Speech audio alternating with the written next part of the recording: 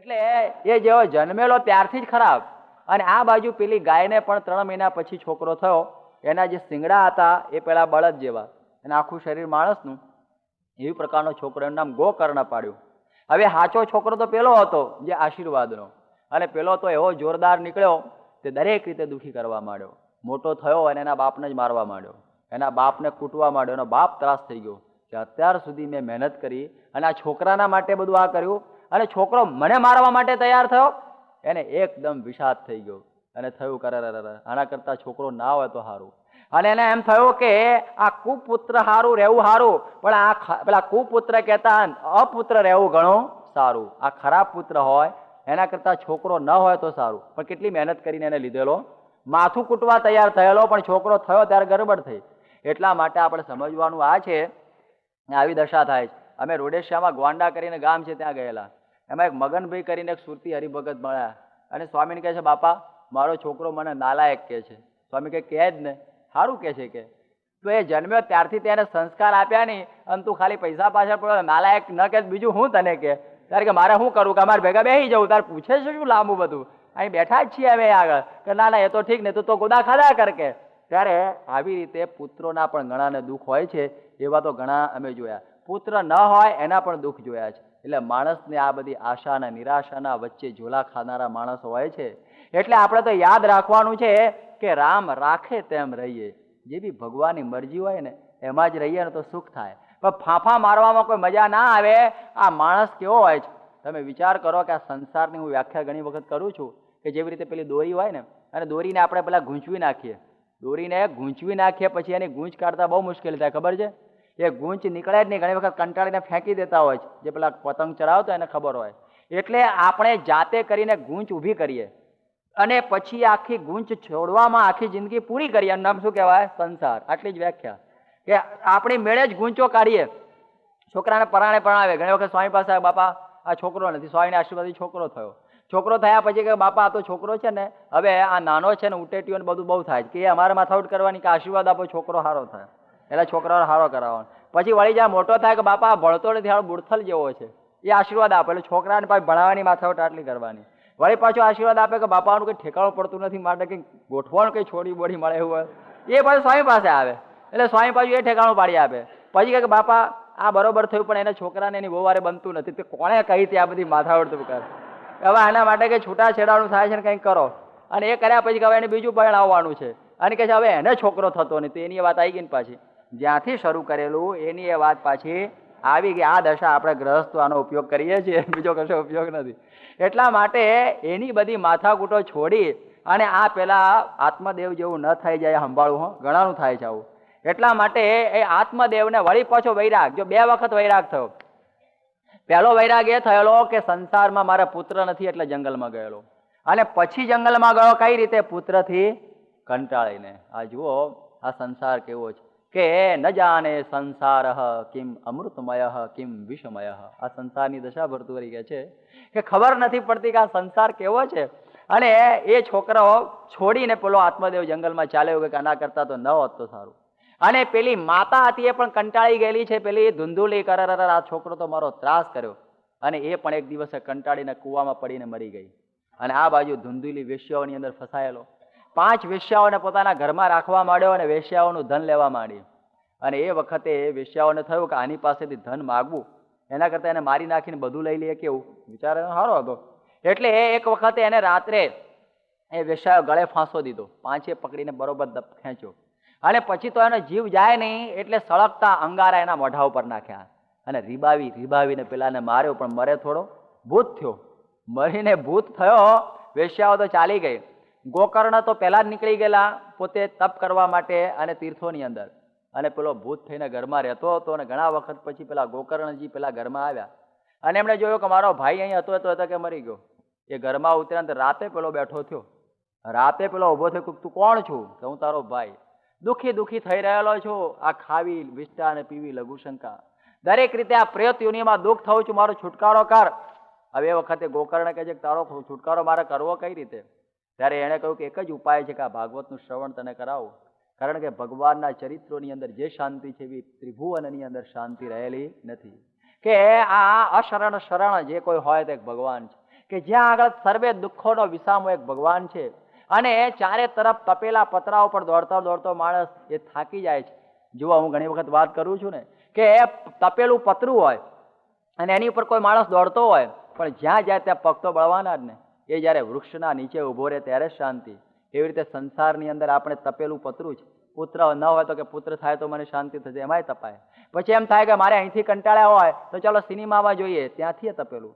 ત્યાંથી વળી પાછો ટીવી જોવે, ત્યાંથી વળી પાછો કંઈક ખાય, કંઈ બીડીઓ પીવે, કંઈ આગો પાછો થાય, પણ એના મનમાં કોઈ જગ્યાએ શાંતિ થતી નથી. એટલા માટે એ કહે છે કે શાંતિ ભગવાનના ચરિત્રોની અંદર છે. અને કે હું તને ભાગવત સંભળાવું, પણ કે મારે બેહવું કઈ રીતે? ત્યારે એક વાંસડો હતો અને કોઈ વાંસડાની અંદર 7 ગાંઠો હતી કે તારે એની અંદર બેસવાનું અને એ તને આ ભાગવત હું એ રીતે સંભળાવીશ. અને એણે ભાગવતની શરૂઆત કરી અને પહેલા દિવસે જ્યારે એણે આ ભાગવત સંભળાયું ત્યારે વાંસડાની એક ગાંઠ છે ને ફાટી. જુઓ, વાંસડો પોલો હોય, ખબર છે? એટલે જ્યાં પોલું હોય ને ત્યાં ભૂત રહે હો. એટલે જો આશ્રમમાં પોલ રાખો ને તો ભૂત પહેરી જશે. માટે આશ્રમ બહુ મજબૂત રાખો, કંઈ પહેરે જ નહીં. જ્યાં પોલ હોય ને ત્યાં ભૂત પહેશે જ. એટલા માટે આને જો પોલું હતું એ વાંસડામાં એ ભૂત બેઠો અને એ એની ગ્રંથિ એની પહેલી તૂટી. એમ કરતા કરતા 6 દિવસ થયા અને 6 ગ્રંથિઓ તૂટી. 7મા દિવસની પણ ગ્રંથિ પેલી હતી એ તૂટી ગઈ. એટલા માટે એ કહે છે કે જ્યારે પરમાત્માનું જ્ઞાન થાય ત્યારે આ ગાંઠો તૂટે. આ વાંસડાની ગાંઠો નહીં, પણ કઈ ગાંઠો ખબર છે? કે આપણી હૃદય ગ્રંથિ, અહં ગ્રંથિ, મમત્વ ગ્રંથિ, સંશય ગ્રંથિ, કર્મ ગ્રંથિ, આવી બધી આપણી ગ્રંથિઓ આપણામાં લાગેલી છે. આ ગ્રંથિઓ જ્યાં સુધી ન છૂટે ત્યાં સુધી કોઈ દિવસે મોક્ષ થતો નથી. અહંતા અને મમતાની ગાંઠો પણ ફૂટવી જોઈએ, સંશયો પણ તૂટવા જોઈએ, ને કર્મ ગ્રંથિ ને બધી આ છેલ્લામાં છેલ્લી કઈ છે? હૃદય ગ્રંથિ. હૃદય ગ્રંથિ એટલે આ હૃદયની અંદર રહેલી વાસના, સ્ત્રીની અંદર પુરુષની વાસના અને પુરુષની અંદર રહેલી સ્ત્રીની વાસના. આ વાસના, આ ગ્રંથિ ન તૂટે ત્યાં સુધી મોક્ષ ન થાય. પણ ક્યારે તૂટે? તો ઉપનિષદ કહે છે કે ભિદ્યતે હૃદય ગ્રંથિ છિદ્યંતે સર્વ સંશયા ક્ષીયંતે ચાસ્ય કર્માણી તસ્મિન દૃષ્ટે પરાવરે. કે જ્યારે આપણને પરમાત્માનો સાક્ષાત્કાર થાય, એનું જ્ઞાન થઈ જાય, ત્યારે જ બધી ગ્રંથિઓ તૂટે છે. બાકી એ સિવાય વિપ્રમોક્ષ, મોક્ષ થઈ શકતો નથી.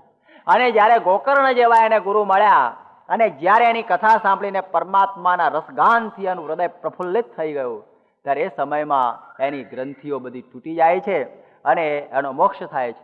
ત્યારે એ વખતે જે કથામાં બેઠેલા લોકો કહે છે કે જ્યારે ગોકર્ણ ધુંધુકારીને લેવા માટે વિમાન આવ્યું ત્યારે બીજા બધા તો બાઘાની જેમ બેહી રહ્યા, વિમાન એકલા લઈને ઉડી ગયું. ત્યારે પૂછે છે અમે બધાએ કથા સાંભળી હતી ને અમારું ઠેકાણું ના પડ્યું ને એનું કેમ પડ્યું?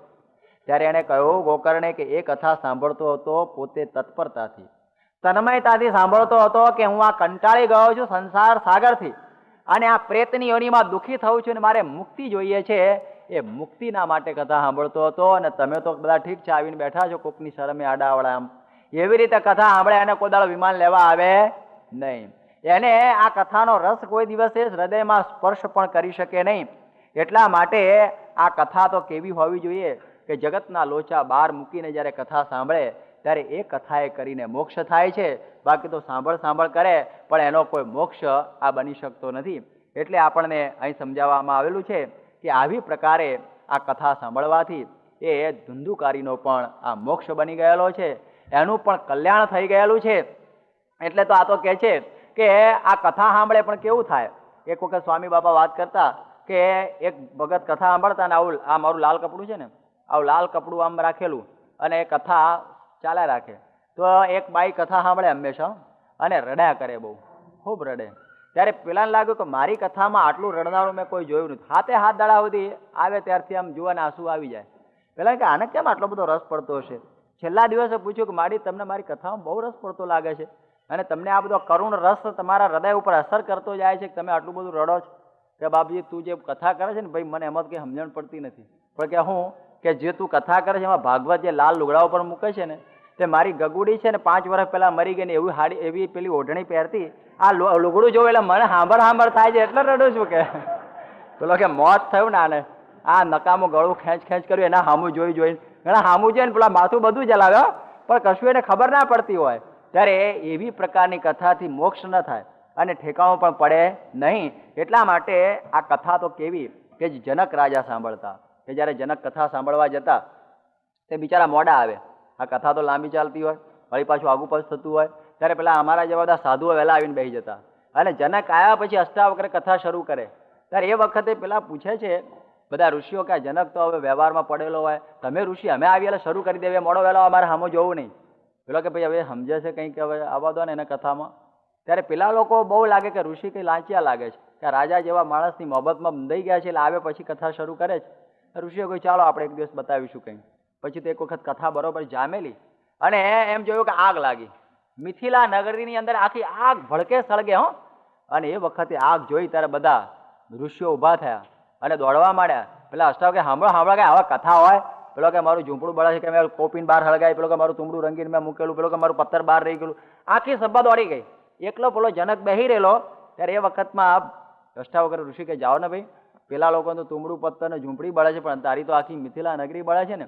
ત્યારે પેલો શાંતિથી બેઠેલો ને કહે છે, મિથિલાયામ પ્રદીપ્તાયામ નમે દહ્યતિ કિંચન. હે પ્રભુ, આખી મિથિલા નગરી બળે છે, એમાં જનકનું કશું બળતું નથી. હું તો એ મિથિલા નગરીને બાળીને જ કથામાં આવું છું, એટલા માટે મારે હવે આમાંથી ઊભા થવાની કોઈ જરૂર નથી.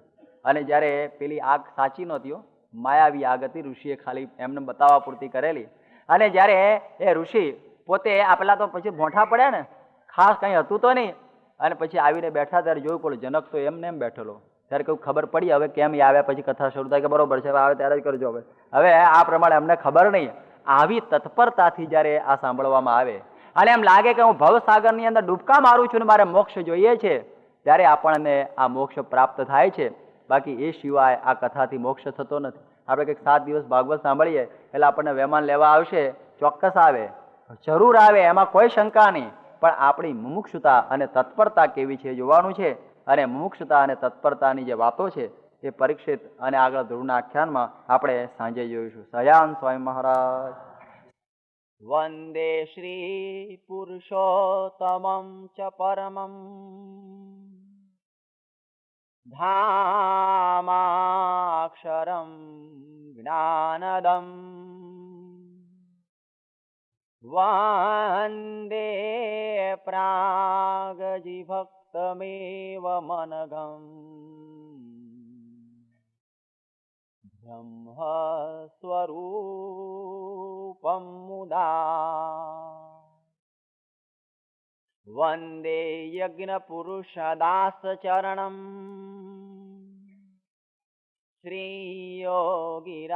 શ્રીયોગિરાજં તથા વંદે શ્રી પ્રમુખં ગુણા લય ગુરુ મોક્ષાય ભક્ત્યા સદા. શ્રી સહજાનંદાય નમો નમઃ. શ્રી અક્ષર પુરુષોત્તમાય નમો નમઃ. શ્રી રાધાકૃષ્ણાય નમો નમઃ. શ્રી ભગતજી મહારાજાય નમો નમઃ. શ્રી શાસ્ત્રીજી મહારાજાય નમો નમઃ. શ્રી યોગીજી મહારાજાય નમો નમઃ. શ્રી રૂમુખ સ્વામી મહારાજાય નમો નમઃ. ભાગવતના પ્રારંભની અંદર જે પ્રશ્નોત્તરી થઈ અને એના ફલ સ્વરૂપે આપણે જાણ્યું કે પ્રીતો ગુરુ પ્રયચ્છતિ વૈકુંઠમ યોગી દુર્લભમ. અને ત્યાર પછી એક બીજો એક શૌનક ઋષિનો પ્રશ્ન આવે છે. એ પણ બહુ ઊંડાણવાળો પ્રશ્ન છે. અને એની અંદર એ બધા પૂછી રહ્યા છે કે બ્રુહી યોગેશ્વરે કૃષ્ણે બ્રહ્મણ્યે ધર્મ વર્મણી સ્વામ કાષ્ટા મધુના પેતે ધર્મ કમ શરણં ગતઃ. આ એક અતિ મહત્વનો પ્રશ્ન આવ્યો કે જ્યારે ધર્મના બખ્તર સ્વરૂપ એવા જે શ્રી કૃષ્ણ ભગવાન જ્યારે પોતે પૃથ્વી પર વિરાજમાન હતા ત્યારે તો એ ધર્મ એમને આશરે હતો. પરંતુ જ્યારે એ શ્રી કૃષ્ણ ભગવાન પૃથ્વી ઉપરથી અંતર્ધાન થયા ત્યારે ધર્મ કોને શરણે ગયો? આ એક મહાન પ્રશ્ન. ગીતાની અંદર શ્રી કૃષ્ણ ભગવાનને કહ્યું છે કે શાશ્વત ધર્મ ગુપ્તા, કે શાશ્વત ધર્મના રક્ષક એ ભગવાન શ્રી કૃષ્ણચંદ્ર. આપણે જાણીએ છીએ કે ફૂલની અંદર સુગંધ રહે છે, સુગંધ અધ્ધર પદ્ધર રહેતી નથી. એટલે કે સુગંધ એ ફૂલમાં રહે છે અને એ સુગંધનું એકલું અસ્તિત્વ હોતું નથી. એવી રીતે ધર્મ એ ગુણ છે, એ ગુણની અંદર રહે. ધર્મ એ કોઈ અધ્ધર હાથમાં પકડવાની વસ્તુ નથી. એ ધર્મ એ ભાવવાચક નામ છે અને ધર્મ એ ગુણીની અંદર રહે. જેમ રૂપ છે, એ રૂપ વ્યક્તિની અંદર રહેતું હોય છે, રૂપ અધ્ધર પદ્ધર રહેતું નથી. કોઈ વ્યક્તિના આધારની અંદર એ રૂપનું દર્શન આપણને થતું હોય છે, અદૃશ્ય રૂપ હોતું નથી. એવી રીતે એ ધર્મ છે, એ પણ આપણને આમ દેખાય એવી વસ્તુ નથી, પણ ધર્મીની અંદર ધર્મ રહે છે. એટલા માટે તો કહીએ છીએ કે ધર્મ એ પ્રવચનનો વિષય નથી, ધર્મ એ ચર્ચાનો વિષય નથી, ધર્મની કંઈ એ ચર્ચા પરિષદો નથી. ધર્મ એ જીવનમાં જીવવાની વસ્તુ છે, એનું નામ કહેવાય ધર્મ. એટલા માટે તો Hinduism is a way of life, એ પ્રમાણે આપણે ધર્મની વ્યાખ્યા કરીએ છીએ, હિન્દુ ધર્મની. એટલે આ ધર્મ ભગવાનને આશરે રહે છે. અને જ્યારે ભગવાન ન હોય તો પછી જ્યારે ફૂલ ન હોય તો સુગંધ ક્યાં રહે? એવો પ્રશ્ન થાય. એટલે કે છે કે ધર્મ કમ શરણમ ગત, ધર્મ કોને શરણે ગયો? ત્યારે આપણે જાણીએ છીએ કે ભગવાન શ્રી કૃષ્ણચંદ્રે વ્યવસ્થા કરેલી કે આ પૃથ્વી ઉપર આ દેહે તો હું રહેવાનો બહુ નથી, પરંતુ મારા પછી પણ ધર્મનું પ્રવર્તન હંમેશા થવું જોઈએ. એટલે તૃતીય સ્કંદના 4th અધ્યાયના 31મા શ્લોકની અંદર કહેલું છે કે હે ઉદ્ધવ, હું થકી તું અણુ માત્ર પણ ન્યૂન નથી. એટલે એમણે ધર્મ સંપૂર્ણ ઉદ્ધવજીને આપેલો જ્યારે શ્રી કૃષ્ણ ભગવાને દ્વારિકા ડબોળી દેવી હતી. અને એ સમયમાં ઉદ્ધવજીને કહ્યું કે હું તને સમગ્ર આ ધર્મ આપું છું, એ ધર્મ તું ગ્રહણ કરીને ચાલ્યો જજે બદ્રિકાશ્રમની અંદર. અને જ્યારે આ પ્રમાણે મારી દ્વારિકાને હું આ સમુદ્રની અંદર વિલોપન કરી દઈશ અને ત્યાર પછી તું ફરીથી આ ધર્મના પ્રવર્તન માટે નીકળજે. એટલા માટે એ ધર્મ એ તો કાં ભગવાનને આશરે રહે, કાં તો ભગવાનના પરમ એકાંતિક સંતને આશરે રહે, બાકી એ સિવાય ધર્મ રહી શકતો નથી. એટલે આ પૃથ્વી ઉપર ભગવાન કાં ભગવાનના સંત એ હંમેશા વિચરતા હોય છે. એટલા માટે એમ કહીએ કે ધર્મ નોંધારો થઈ જતો નથી, ધર્મ પૃથ્વી ઉપર હંમેશા રહે છે. નહીતર તો એમ જા થાય કે ભગવાન ગયા એટલે ધર્મ પણ ગયો, પછી તો કઈ રહે નહીં. આપણે અનાથ બની જઈએ, આપણે અધાર્મિક બની જઈએ. પરંતુ સંતોની પરંપરાના દ્વારા આ ધર્મ છે એ હંમેશા આ સચવાતો આવેલો છે કે પિતા પુત્રેણ જાયતે. સંસ્કૃતમાં કહેવાય છે ને કે પિતા પુત્રેણ જાયતે. એ કેવું કહેવાય કે પિતા પુત્ર થકી જન્મ પામે છે. આ વિચિત્ર દેખાય, પરંતુ એનો અર્થ એવો થાય છે કે પિતાનો જે આખો વારસો એ પુત્રના દ્વારા ફરીથી એ ચાલુ રહે છે.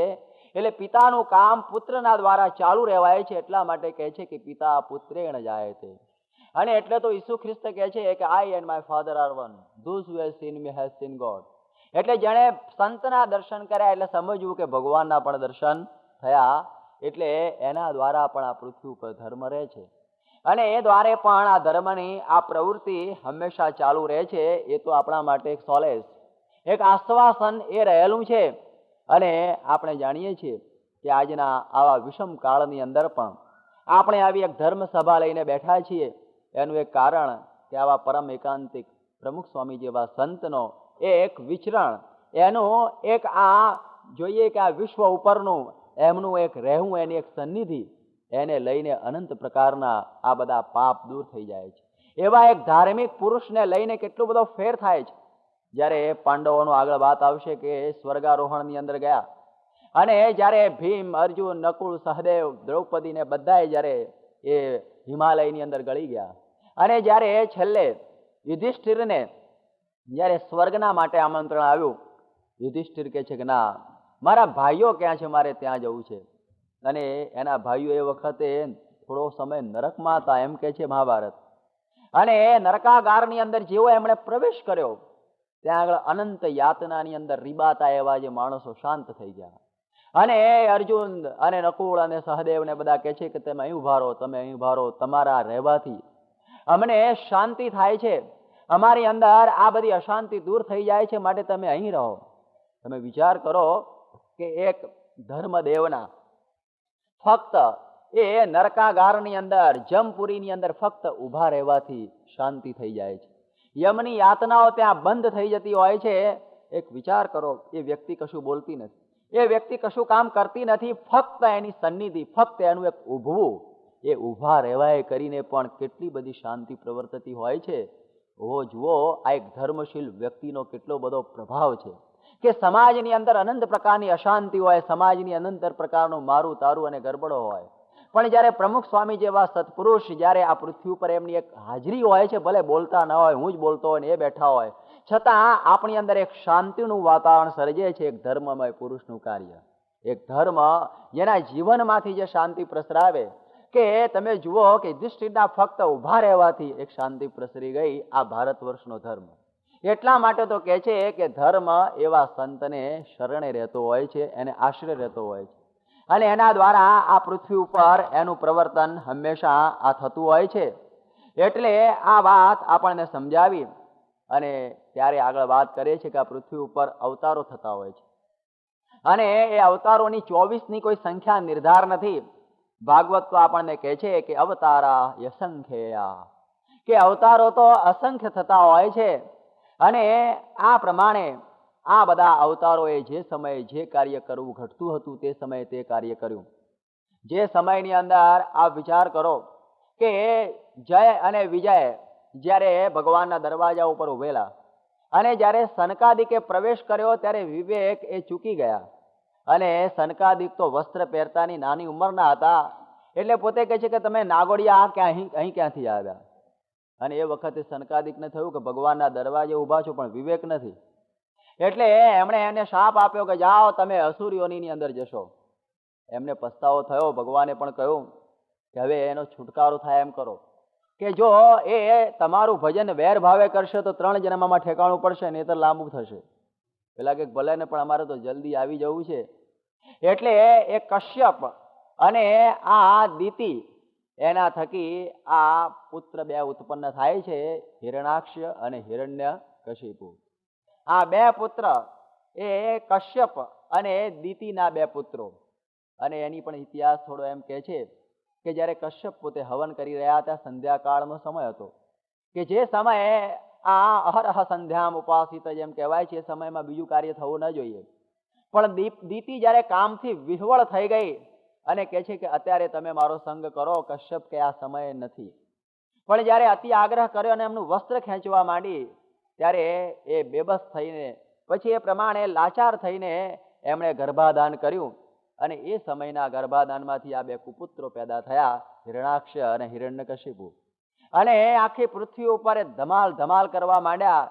એમાં હિરણાક્ષની ધમાલ તો એટલી બધી હતી કે આખી એ પૃથ્વીને એ પોતે સમુદ્રમાં લઈ ગયો, મહાબળિયો હિરણાક્ષ. અને ભગવાને જોયું કે મારે તો પૃથ્વી ઉપર જીવોને રાખીને એનો મોક્ષ કરવો છે, જ્યારે પૃથ્વી લઈ ગયો, મારે જીવોને ઉભા ક્યાં રાખવા.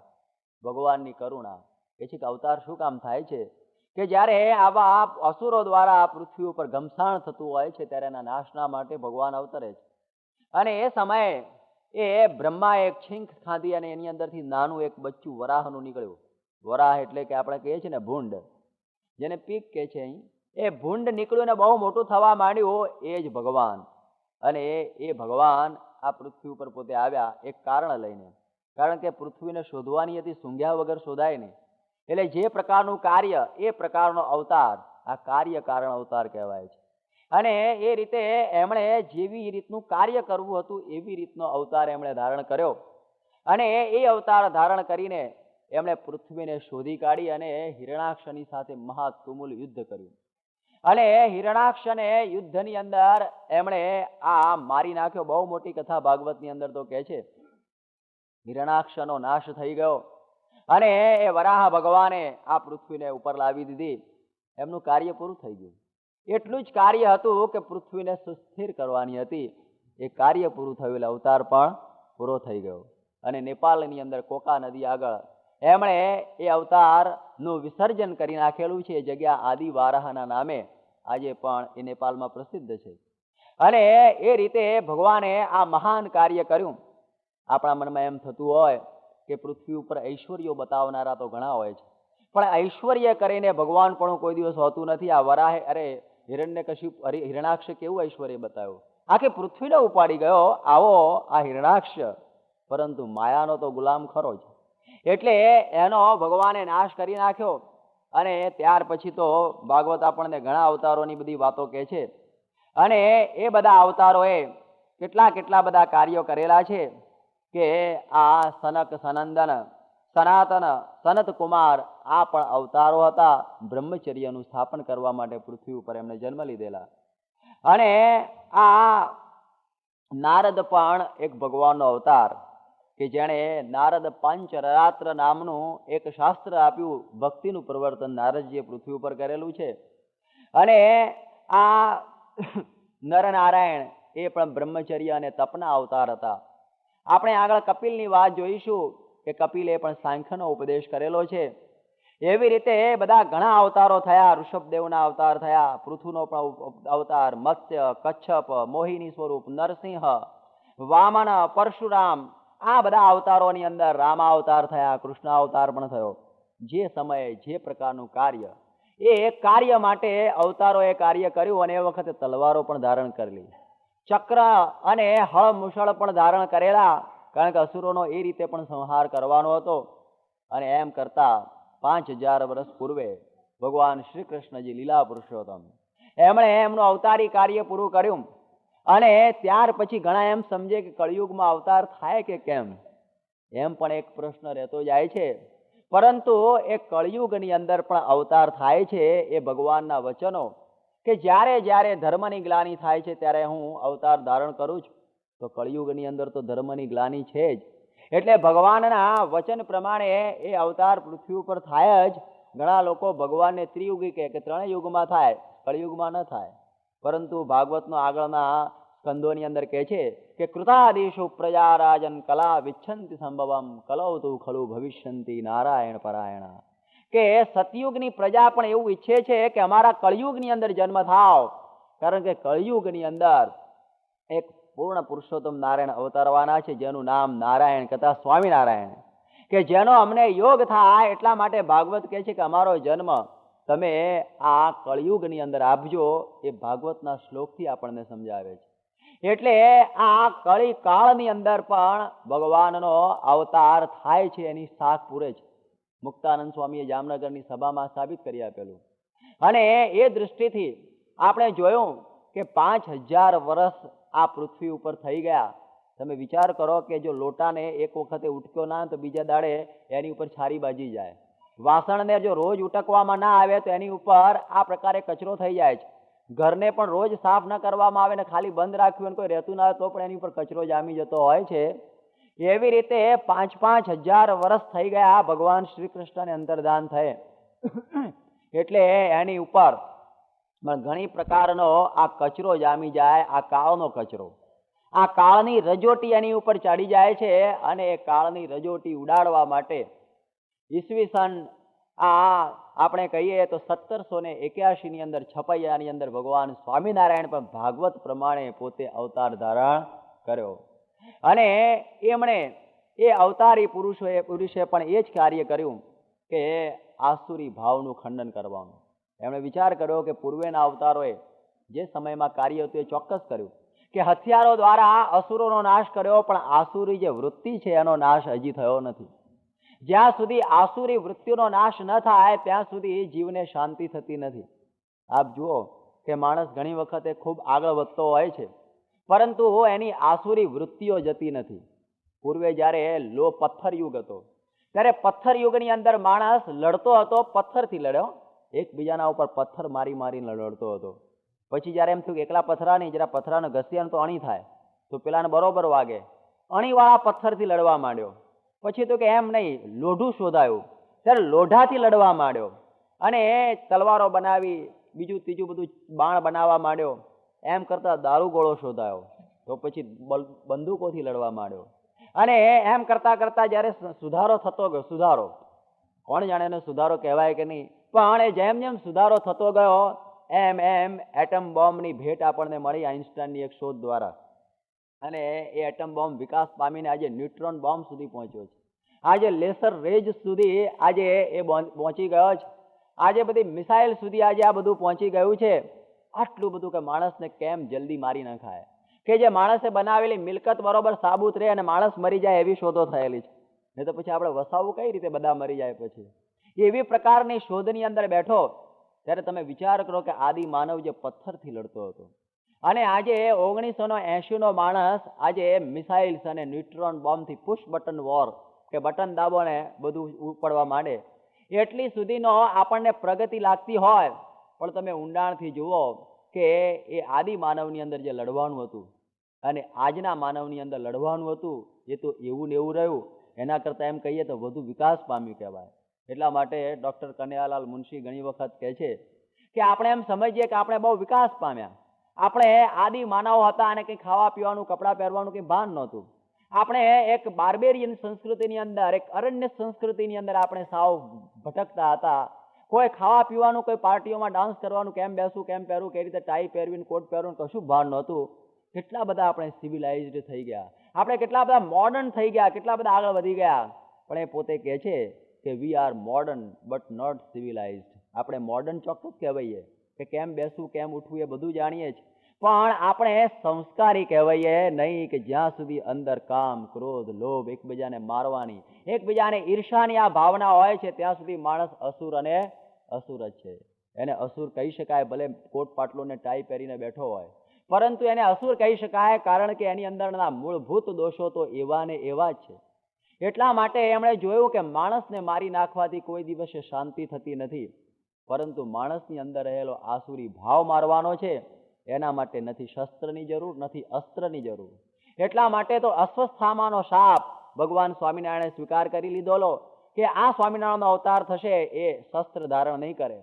ભગવાન સ્વામિનારાયણે વિચાર કરેલો કે મારે નિશસ્ત્ર ક્રાંતિ કરવી છે, અને 200 વર્ષ પહેલા એમણે એક ક્રાંતિના બીજ એ અવતારે રોપ્યા કે એક હાથમાં તમે જુઓ ગુલાબનું પુષ્પ લીધેલું છે, બીજા હાથમાં માળા હોય, કોઈ પણ પ્રકારનું શસ્ત્ર ધારણ નથી કર્યું, અને એ સમયની અંદર 20 લાખ માણસોને પોતાના પગ નીચે નમાવી દીધા. આ સહજાનંદી શક્તિ કેવી હશે! આ ભગવાનનો અવતાર આજે આપણી સમક્ષ આ ભગવાન વિરાજમાન થાય છે. કેવળ એક પુષ્પ લઈને લોકોના જીવન, એક પ્રેમનું પુષ્પ છે, પ્રેમથી લોકોના જીવન બદલી નાખ્યા, અંદરની રહેલી આસુરી શક્તિને મારી નાખી.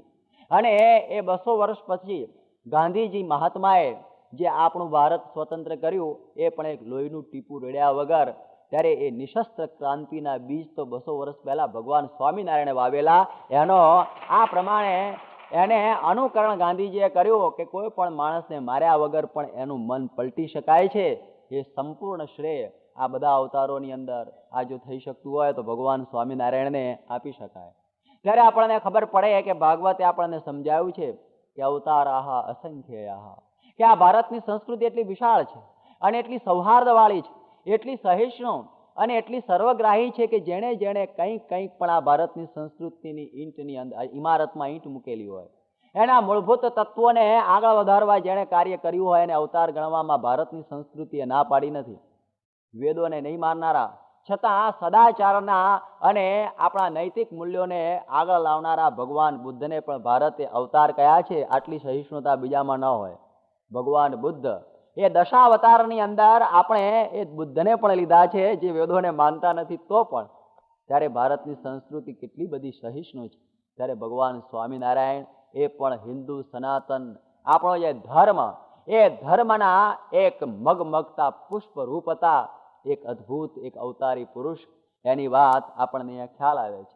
એટલે આપણે એમ સમજીએ કે સ્વામિનારાયણ સંપ્રદાયના પ્રવર્તક ભગવાન સ્વામિનારાયણે પણ ભાગવત ધર્મ પ્રવર્તક, અને અરે કિશોરલાલ મશરૂવાળા પોતે કહે છે એ વ્યાસ સિદ્ધાંતના બોધક અને ભાગવત ધર્મના ચાલક એ ભગવાન સ્વામિનારાયણ હતા. એવી અંજલિ એ કિશોરીલાલ મશરૂવાળા બહુ મોટા તત્વચિંતક થયા, એમણે પોતે આપેલી છે. ત્યારે જુઓ કે ભગવાન સ્વામિનારાયણે એ વખતે હિન્દુ ધર્મની વ્યાખ્યાઓ જ્યારે જુદી જુદી થતી હતી, અને એ સમયે એમણે આ બધું આગળ લાવ્યા. 4 વેદ એને માને, સર્વ પુરાણોને અને શાસ્ત્રોને માને, જે કર્મ અને પુનર્જન્મની અંદર માને, જે મૂર્તિ પૂજામાં માને, જે 4 વર્ણ અને 4 આશ્રમમાં માને, જે પંચ યજ્ઞ અને 16 સંસ્કારની અંદર માનતા હોય તો સમજવું કે એ હિન્દુ સનાતન ધર્મના જ છે. ભગવાન સ્વામિનારાયણે આ બધા જ અંગોનું પોષણ કરેલું છે. એટલે એ દૃષ્ટિથી એમણે સમાધિની અંદર અનંત જીવોને આ ભગવાનના માર્ગે ચડાવી દીધા. કેટલા લોકોના જીવન સદાચારી કર્યા એ વાત આપણે એની અંદરથી સાંભળીએ છીએ. અને એ ભગવાન હવે આ કાર્ય પોતે કરેલું છે. અને આ ભગવાનના અવતારોની અંદર મેં આગળ વાત કરી કે નારદજી પણ એક અવતાર કહેવાય છે. અને નારદજીનું પણ ચરિત્ર બહુ સાંભળવા જેવું છે કે એ પોતે જ કહે છે વ્યાસજીને કે અહમ પુરાતીત ભવે અભવમ મુને દાસ્યા સુકસ્યા ચન વેદિવાદિનામ. એ જે નારદજી એ પૂર્વે ઉજ્જૈનની અંદર એક બ્રાહ્મણ હતા અને પુષ્કર સરોવર ઉપર એ તપ કરતા હતા. પુષ્કર સરોવર ઉપર તો બ્રહ્મા બિરાજમાન છે. બ્રહ્મા એ તપથી પ્રસન્ન થયા અને કહ્યું કે તું સૃષ્ટિ કર. નારદજી કે ભાઈ સાહેબ મારે સૃષ્ટિ કરવી નથી, મારે તો મોક્ષ જોઈએ છે, સૃષ્ટિ બીજા ઘણા કરશે. ત્યારે કે નહીં, મારી આજ્ઞા છે, તું સૃષ્ટિ કર. અને જ્યારે નારદજીએ ના પાડી ત્યારે કહ્યું જા, તને આ પ્રમાણે ગંધર્વનો જન્મ આપું છું ને ત્યાં સ્ત્રીઓ ભોગવજે. અને એ રીતે ગંધર્વનો જન્મ પામ્યા, 50 કન્યાઓ પરણ્યા, દેવલોકની અંદર જઈને ગાવણું કરવા માંડ્યા. અને એક વખતે કોઈ રૂપવાન સ્ત્રીની સામુ દ્રષ્ટિ ખેંચાઈ ગઈ અને પછી તાલ ચૂકી ગયા અને વળી પાછો બ્રહ્માએ સાપ ઠપકાર્યો કે જા તું દાસી પુત્ર થજે. અને એ નારદજી દાસી પુત્ર થાય છે. કાન્ય કુબ્જની કલાવતી દાસીના પેટે જન્મ ધારણ કરે છે. પણ યાદ રાખો કે જે ભગવાનની જે ભક્તિ કરી હતી ને તપ કર્યું હતું એ કોઈ દિવસે ભૂલાતું નથી. અને ગીતાની અંદર પણ શ્રી કૃષ્ણ ભગવાન પોતે કહે છે કે કૌંતેય પ્રતિજાનીહિ નમે ભક્ત પ્રણશ્યતિ, કે ઊંચ નીચ ઘેર અવતરે પણ અંતે સંતનો સંત. કે નમે ભક્ત પ્રણશ્યતિ, મારા ભક્તે મારા માટે થોડું પણ જો ભજન કરેલું હોય તો કોઈ દિવસે એનું એળે જતું નથી. કે નહીં કલ્યાણ કૃત કશ્ચિત દુર્ગતિમ તાત ગચ્છતિ, કે જરા પણ ભગવાનના માર્ગે કરેલું હોય તો ભગવાનનો કેટલો આશીર્વાદ. એ ભગવાન એનું જમા ખાતું બાજુ ચાલુ રાખે છો. આપણે તો થોડું કોઈ આગું પાછું કર્યું, જા તારું બધું નાખી દઉં છું. પણ ભગવાન એ રાખે છે અને કહે છે કે નમે ભક્ત પ્રણશ્યતિ, મારો ભક્ત કોઈ દિવસ નાશ પામતો નથી. અને આ દાસી પુત્ર તરીકે જન્મેલા એવા નારદજી સંતોની સેવા કરતા અને સંતોના આશ્રમમાં એમની માં ફરતી હતી. અને એ સંતોની સેવા એ કરીને એમની ઇન્દ્રિયો અંતઃકરણની શુદ્ધિ થયેલી. આપ વિચાર કરો કે કર્મ માત્ર બધા બંધન કરનારા છે, પરંતુ જો એની અંદર ભગવાનની ભક્તિ ભેળવવામાં આવે તો એના એ જ કર્મ મુક્તિ આપનારા પણ થાય છે. ભાગવત કહે છે કે આમયો યશ્ચ ભૂતાનામ જાયતે યશ્ચ સુવૃતઃ, કે જેમ ઘી ખાવાથી રોગ થયો હોય અને એ વખતે વૈદ્ય પાસે જાય ને વૈદ્ય કે ઘી ખાજો, આ મારી દવાનું આપું એની ઉપર, કે મોત થશે ને, ઘીથી તો તબિયત બગડી છે ને વળી પાછું ઘી ખાવાનું, કે આ મારી દવાના ઉપર હવે ઘી નુકસાન નહીં કરે, અનુપાન કહેવાય, એ ફાયદો કરશે. એવી રીતે ભગવાનની ભક્તિ રૂપ જે જે કર્મો કરીએ એના એ કર્મો આપણને મોક્ષ માટે કલ્પાય છે, આપણને બંધન કરતા નથી. નહીતર તો બંધન જૈન સંપ્રદાય પ્રમાણે તો મુક્તિ જ ન થાય. એટલે અહીં આગળ પણ એ ભગવાન આપણે નારદજી એ સંતોની સેવા કરતા.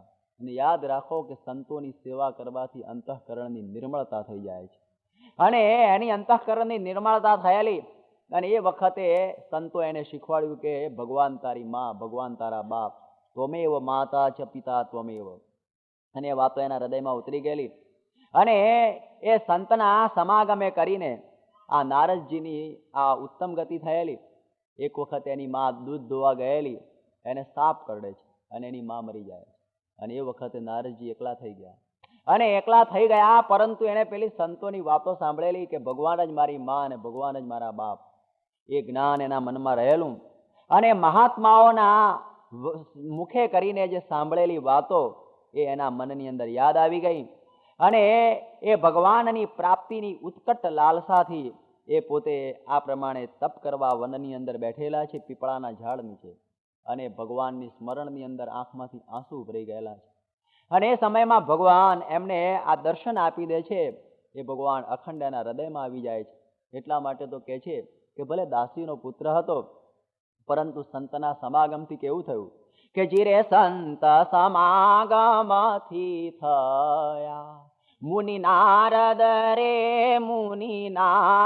રે હરિનું મન આપ અનેક પતિત ઉદ્ધારિયા જેના જશનો રે મોટો પરતાપ સંત સમાગમ કીજીએ. સંતના સમાગમનો આ મહિમા કે નારદજી એ દાસી પુત્ર હતા પણ ભગવાનની ભક્તિ કરી અને સંતોના સમાગમથી તો મોટપ પામ્યા. એટલા માટે એમ ન સમજવું કે આ કુળની અંદર કલ્યાણ થાય કે ન થાય. ગમે તે કુળમાં હોઈએ, પરંતુ મુક્તાનંદ સ્વામી પોતે કહે છે મુનિ નારદની જાતને જોતા દાસી પુત્ર જગ જાણે રે હરિને ભજીને હરિનું મન કેવાણા વેદ પુરાણ વખાણે રે હરિ ભજતા સૌ મોટપ પામે જન્મ મરણ દુઃખ જાય રે. આ વેદ અને પુરાણમાં નારદ વખણાઈ ગયા હો. દાસી પુત્ર હતા છતાં પણ જે ભક્તિથી મોટપ છે કે જેમ કે છે કે પ્રહલાદસ્ય કુલમ, પ્રહલાદ તો અસુર કુળમાં હતો. એ અસુર કુળમાં હોવા છતાં પણ એ ભક્ત પ્રહલાદ થઈ ગયો.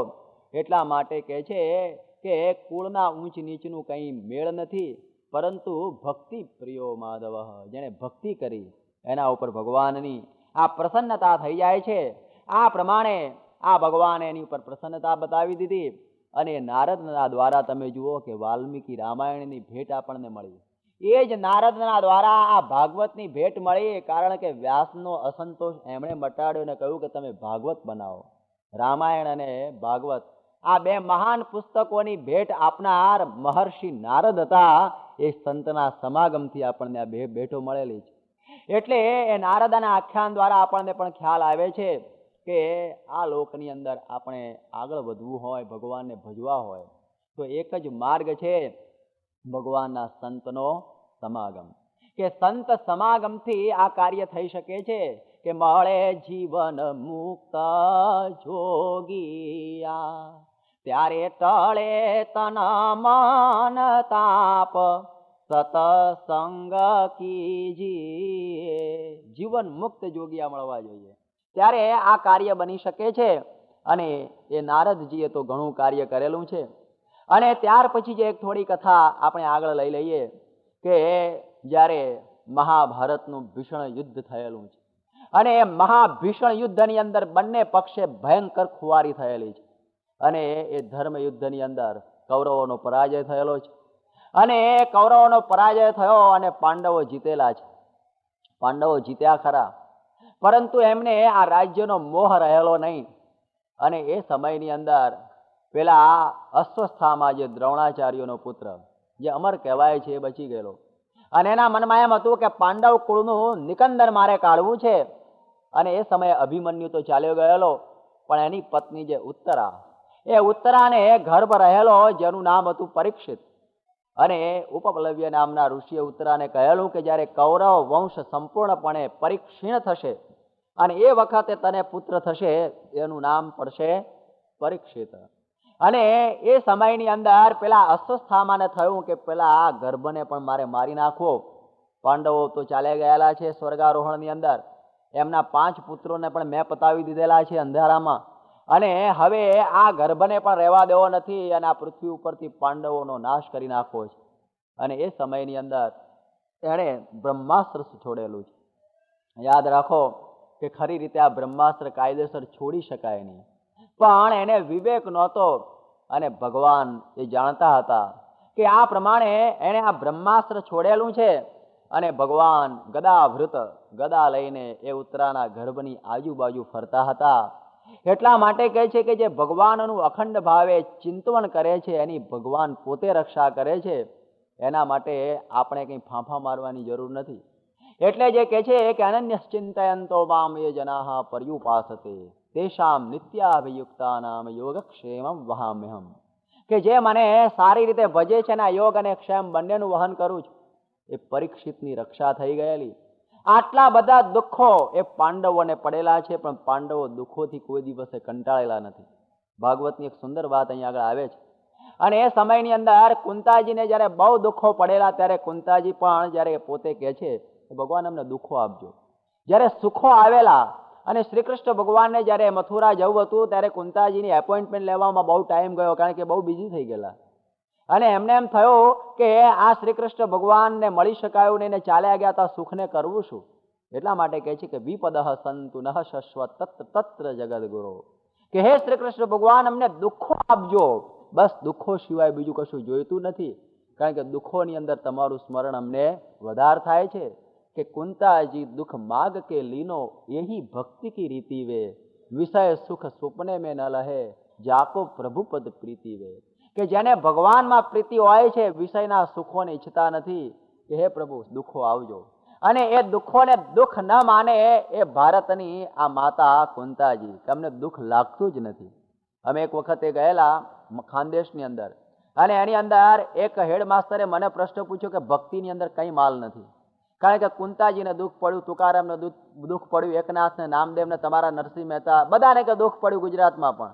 એટલે ભક્તિની અંદર કોઈ સુખ નથી, માટે ભક્તિ કરવી જોઈએ નહીં. મેં કહું પણ સાહેબ તમને કેમ પરસેવો થયો? કારણ કે દુઃખ તો એ લોકોને પડ્યું છે, અને તમે કોઈ દાડો તુકારામને અથવા એકનાથને જઈને પૂછેલું કે તને દુઃખ પડ્યું? એ લોકો એમ કહેશે કે દુઃખ છે જ ક્યાં. ભક્તો કોઈ દિવસે પોતાના માથે દુઃખ માનતા નથી. આ તો બે જણા લડતા ત્રીજાને પરસેવો થાય એના જેવી વાત થઈ. કે તમને અહીં બેઠા બેઠા ખુરશીની અંદર એમ થાય કે આ લોકોને દુઃખ પડ્યું, પણ એ લોકો દુઃખ કોઈ દિવસે માનતા નથી. ભક્તો કોઈ દિવસ દુઃખ માને નહીં, કારણ કે એને સુખ દુઃખે સમય કૃત્વા, કે જેને સુખ અને દુઃખ બે સરખા માની લીધા હોય, એને દુઃખ આવ્યું કે સુખ ગયું એવી ભાવના કોઈ દિવસે હોતી નથી. એટલા માટે એ તો ઉલટું સામેથી દુઃખ માગે છે કે દુઃખ પડો જ, અમારે તો આમાં જ મસ્ત રહેવું છે. એ પ્રમાણે એ માતાજીએ આપણને આ સુખ કેવું દુઃખ, હવે એ દુઃખને પણ એ સુખ રૂપ માનીને ઉપભોગ એમણે પોતે કરેલો છે. આ પ્રમાણે આ ભારત વર્ષની એક સંસ્કૃતિ, કે બધું સહન કરવું એનું નામ સંસ્કૃતિ. કે તામ સ્થિતિક્ષસ્વ ભારત, શ્રી કૃષ્ણ ભગવાને પણ અર્જુનને કહ્યું કે તારે સહન જ કરવાનું છે. એ સહન કરવાની સંસ્કૃતિ એ ભારતની સંસ્કૃતિ. અને એ સમયની અંદર આપ જુઓ કે પરીક્ષિતને આ મુગટ પહેરાવીને પાંડવો તો નીકળી ગયેલા, અને પરીક્ષિત એ સમગ્ર ભૂમંડળનો રાજા બની ગયેલો છે. અને એક સમય એવો એક પ્રસંગ બનેલો છે કે પરીક્ષિત પોતે નીકળ્યો છે પોતે આ દિગ્વિજય તરફ. દિગ્વિજય તો કરવા જેવું હતું નહીં, કારણ કે બધું જ એનું હતું. પરંતુ એ ફરવા નીકળ્યો છે પૃથ્વી ઉપર, અને ફરતો ફરતો સરસ્વતી નદીના કાંઠા ઉપર આવી ગયેલો છે. અને એ સરસ્વતીના કાંઠા ઉપર એક દૃશ્ય જોવે છે કે તત્ર ગો મિથુનમ રાજા હન્યમાનાથવત.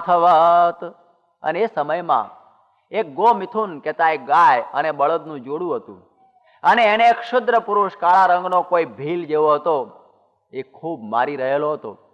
અને એ એટલો બધો પેલા બળદને મારતો હતો કે એ સમયની અંદર હવે આ પરીક્ષિત રાજા હતો, ગો બ્રાહ્મણ પ્રતિપાળ એવો રાજા કહેવાય. અને એને એમ થયું કે મારા રાજ્યની અંદર આ ગાય અને બળદનું દમન કરનાર કોણ હશે. અને એ સમયે તરત જ ધનુષ ઉપર બાણ ચલાવી દીધેલું છે, અને એકદમ વ્રથની અંદરથી નીચે ઉતરી ગયો. અને એ સમયની અંદર એ ગાય અને બળદને બચાવીને પેલાને મારવાની તૈયારી કરતા પહેલા એને પૂછે છે કે તમે કોણ છો? આ બળદ ધારી સ્વરૂપ તમે કોણ છો? કારણ કે એ બળદના 3 જ પગ કપાઈ ગયેલા, 3 પગ કપાઈ ગયેલા અને 1 જ પગ હતો. અને એક પગ ઉપર પેલો બળદ ટકતો હતો, અને એ પગને પણ તોડી નાખવા માટે પેલો તૈયાર થયો હતો. અને એ સમયની અંદર એમણે જે પેલો બળદ હતો એને કહ્યું કે મારું નામ ધર્મ, ધર્મનું બીજું નામ વૃષ. બળદ અને એ ધર્મનું સ્વરૂપ કહે છે. અને એમણે કહ્યું કે તમારા 3 પગ કેમ, અરે કપાઈ કેમ ગયા, અને 1 જ પગ શું? ત્યારે એમણે કહ્યું કે ભાઈ સાહેબ, કે આ સતયુગની અંદર તો મારા 4 પગ સાબુત હતા. 4 પગ મારા આ સાબુત હતા. એક તપ, પવિત્રતા, દયા અને સત્ય. જુઓ, ધર્મના 4 પગ યાદ રાખો કે તપ, પવિત્રતા, દયા અને સત્ય. આ 4 પગે હું હાલતો હતો ધર્મ. આ ધર્મ 4 પગ વાળો એ સતયુગની અંદર હતો. પરંતુ જયારે સતયુગ ગયો અને પેલું તપ પણ ગયું, સતયુગના ભેગું તપ જતું રહ્યું છે, તો અત્યારે એક એકાદશી કરવાની હોય તો દસમથી એનો વેધ લાગી જાય છે. એને એમ થાય કે કાલે એકાદશી કરવાની થશે. એ એક આ પ્રકારનો આપણે આ તપ કરી શકતા નથી. ત્યારે તમે વિચાર કરો કે સતયુગની અંદર રહેલું જે આ તપ છે, એ તપ અત્યારે આપણને દેખાતું નથી. પરંતુ આની એક સૂક્ષ્મ વાત પણ મારે સમજાવવાની છે કે આ જે દેહને આ ઓગાળી દેવાનું, 60,000 વર્ષનું તપ કરી નાખવાનું, એ બધું તો તપ ખરું, પરંતુ કદાચ આપણાથી એવા એકાદશીના ઉપવાસો ન થાય, કદાચ આપણાથી નિર્જળા ઉપવાસ ન થાય, આપણાથી સોપારી ઉપર માથું રાખીને ઊંધે માથે તપ કદાચ ન થાય, આપણાથી આ જંગલની અંદર આ પાંદડા ખાઈને રહેવાનું તપ ન થાય, છતાં પણ એક તપ તો જરૂર આપણે કળિયુગની અંદર કરવાનું છે. ખૂબ બધાએ ખ્યાલ રાખજો કે આપણે એ તપ કેવું છે કે આપણી બધી ઇન્દ્રિયો જે તે માર્ગની અંદર દોડે છે એને પાછી વાળવી એ પણ તપ છે. આપણી આંખ છે એ જે તે પદાર્થોને જુએ અને આપણને ઘટતું ન હોય એવું પણ ઉગાડું રૂપ જોઈ જાય. આપણને યોગ્ય ન લાગતું હોય એમાં જ્યારે જાય ત્યારે એ ઇન્દ્રિયને પાછી વાળી અને ભગવાનના સ્વરૂપમાં અથવા આપણા જે કાર્યની અંદર જોડવી, એનું નામ કહેવાય આંખનું તપ. આપણા કાન આ લૌકિક શબ્દો અને નિંદા અને કુથલી ને રંગ રાગ અને એ બધું જ્યારે સાંભળવાની અંદર આ કાન જતા હોય, એ કાનને ત્યાંથી પાછા વાળી દેવા એ કાનનું તપ. એવી રીતે આપણી જીભ અનંત પ્રકારના સ્વાદ લેવા ફાંફા મારતી હોય અને એ વખતે એ જીભને સંયમિત અને આપણો જે પ્રકારનો ખોરાક છે એટલો જ આ સત્વગુણી ખોરાક આપવો, એનું નામ શું કહેવાય? તપ. ત્યારે આ પ્રકારના તપ તો આપણે કરવા જ જોઈએ, અને જો એ જતું રહ્યું તો બધું એ ગયું. એટલા માટે આ પણ પ્રતિક્ષણ જાગૃતિ, એક એક ક્ષણની અંદર જાગૃતિ રહેવી જોઈએ કે મારી આંખ કાન નાક કાન બીજે જાય નહીં. અમારા ઘનશ્યામ સ્વામી ઘણી વખત વાત કરતા, જે ધામમાં ગયા, કે આપણે સત્સંગી થઈ ગયા, તિલક ચાંદલો કરતા થઈ ગયા, આપણે આ પ્રમાણે ધર્માદો આપતા થઈ ગયા, આપણે મંદિરની અંદર આવતા થયા, માળા ફેરવતા થયા, આ બધું કરતા થયા, પણ એ કહેતા કે તમે સત્સંગી થયા, તમારી આંખ સત્સંગી થઈ છે, તમારો કાન સત્સંગી થયો છે, તમારી જીભ સત્સંગી થઈ છે. જો આ બધું સત્સંગી ના થાય તો કેવળ ઉપર કપાળમાં તિલક ચાલનાથી સત્સંગ પૂરો થવાનો નહીં. એના માટે આ બધી ઇન્દ્રિયોને સત્સંગી કરવી બહુ અઘરી છે, અતિ અઘરી આ ઇન્દ્રિયોને સત્સંગી કરવાની. એટલા માટે એના માટે આ પ્રયત્ન કરવાની આ વાત અહીં આપણને સમજાવે છે કે ભલે સતયુગનું તપ જે હતું એ ન હોય, પરંતુ આ જાગૃતિનું જે તપ, કે કોઈ પણ જગ્યાએ મારી આંખ ન જાય, મારો કાન બીજી જગ્યાએ ન જાય, કે ભદ્રમ પશ્યેમ અક્ષિભિર યજત્રાહ, કે અમે આંખે કરીને ભદ્ર જ જોઈએ, કે ભદ્રમ કે શૃણુયામ દેવાહ, કે અમે આ કાને કરીને ભદ્ર જ વસ્તુઓ સાંભળીએ, કે મિત્રસ્ય ચક્ષુષા સર્વાણી ભૂતાની સમીક્ષા મહે, સમગ્ર જીવ પ્રાણી માત્રને અમે મિત્રની આંખે બધાને જોઈએ. આવી પ્રકારની તો આંખ કેળવવી તો રહેશે જ, અને એ જો નહીં કેળવી હોય તો પછી એટલું તપ ન કરો તો બધું એ નકામું. એટલા માટે આ તપની વ્યાખ્યા આપણે જરા આ રીતે પણ લઈ શકાય છે, અને એ રીતે આ વ્યાખ્યા આ સ્વામીએ પોતાના જીવનમાં ઉતારી છે. સંયમિત જીવન, આવું એક તપસ્વી જીવન કે ભલે બેઠા છે હેરો સેન્ટરની અંદર, આ લંડન જેવી નગરીની અંદર, પરંતુ એની આંખ કેટલી સંયમમાં. આપણે છાપામાં વાંચ્યું હશે કે કાલે પૂજ્ય સ્વામીશ્રી જ્યારે પેલા બધા પ્રેસ મિટિંગમાં ગયેલા, ત્યારે પેલી બાઈઓએ છાપામાં લખ્યું છે કે પૂજ્ય સ્વામીશ્રી એમની આંખ દિવાલ તરફ, એમની આંખ એકદમ પૃથ્વી ઉપર ખોડાયેલી રહેલી. આપણે જોયું હશે ટીવીની અંદર, સ્વામીની આંખ એકદમ એ વખતે નીચી તમે જુઓ. ત્યારે એ બધા પણ છક થઈ ગયા કે બ્રહ્મચર્યની વ્યાખ્યા તો આપણે ઘણી કરીએ છીએ, છાપામાં લખ્યું છે, પણ જો બ્રહ્મચર્યનું મૂર્તિમાન સ્વરૂપ જોવું હોય તો પ્રમુખ સ્વામી મહારાજ જોઈ લેવા. ત્યારે આપણને એક ખ્યાલ આવે કે આજના લોકો પણ એ વખાણતા હોય છે. એમને પણ એમ થતું હોય છે કે આવી પ્રકારનું જે તપસ્વી જીવન, આ તપસ્વી જીવન બહુ અઘરું છે. પેલું તો બહુ સહેલું છે, એક દાડો ઉપવાસ કરી લીધો, ઇન્દ્રિયો ભલે નાટા મારતી હોય ગમે ત્યાં, કે આજે બપોરે ઊંઘવાનું નથી, ટીવી જોઈ લો, કે આખો ટાઈમ પસાર, પાના રમવાનું શરૂ કરી દો, સમય પસાર કરવો છે ને, એ તપ નથી. એ તો કેવળ ઢોર લાંઘણ જેવું છે. એ એકાદશી નથી, એ તપ પણ નથી ને કશું નથી. પણ એ વખતે બધી ઇન્દ્રિયોને સંયમિત કરવી જોઈએ, એ વાત આપણને સમજાવેલી છે. ત્યારે કહે છે કે સતયુગની અંદર તપ ચાલ્યું ગયું, પેલો ધર્મ કહે છે, અને જ્યારે ત્રેતાયુગ આવ્યો ત્યારે એ સમયની અંદર પવિત્રતા પણ ગઈ. એ વખતની જે પવિત્રતા આજે દેખાતી નથી. અને ત્યાર પછી કહે છે કે દયા ચાલી ગઈ દ્વાપરની અંદર અને એક પગ રહ્યો છે કે સત્યનો. એ સત્યનો પગ એ અત્યારે આ કળિયુગની અંદર રહેલો છે. અને તમને આજે સામે કાળો પુરુષ દેખાય છે, સાક્ષાત કળીનો અવતાર છે. અને એ કળિયુગ હવે આ મારો એક પણ પગ પણ તોડી નાખવા તૈયાર થઈ ગયેલો છે.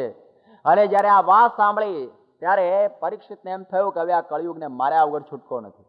એ વખતે જુઓ કે શ્રી કૃષ્ણ ભગવાન જે દિવસે અંતર્ધાન થયા એ દિવસે કળિયુગની પધરામણી થયેલી છે.